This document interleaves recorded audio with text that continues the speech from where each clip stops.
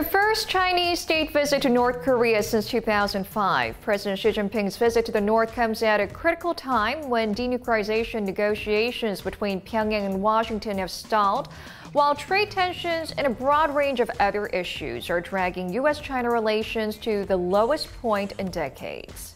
Xi, accompanied by his wife Peng Liyuan and several high-ranking Communist Party officials, arrived at Pyongyang's Sunnan International Airport at 11:40 a.m. today, embarking on a two-day stay there. North Korean leader Kim Jong-un was at the airport to greet the Chinese leader. President Xi's Day 1 itinerary include a summit and a dinner with Chairman Kim and attending a mass gymnastic performance.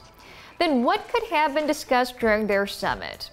According to China's state media, topping the agenda are developing bilateral ties, marking the 70th anniversary of the two countries' diplomatic relations, and seeking, quote, political solutions to issues surrounding the Korean Peninsula.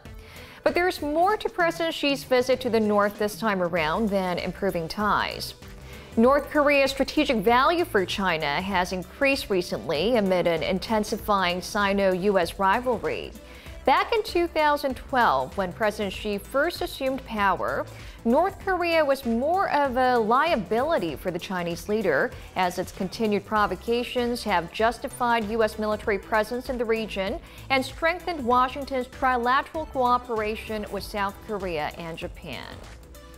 But now, the North has become one of President Xi's most important diplomatic cards, a geopolitical asset, as the U.S. can't overlook China's role in the North Korean denuclearization process. And Trump needs that major victory in foreign policy, peace with North Korea, for his re-election campaign. There's certainly hope that Xi's visit will get something moving in the diplomatic process between Pyongyang and Washington, but many are skeptical that it will serve as a game changer. In order to achieve a breakthrough in the nuclear talks, there needs to be some kind of compromise from either side.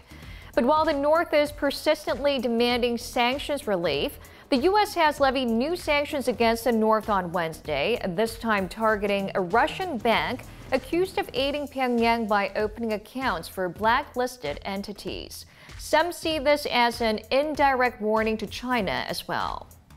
Amid varying predictions, the upcoming U.S.-China summit in Japan next week will be a chance to get hints on what kind of carrots Xi had to offer to Trump, if any.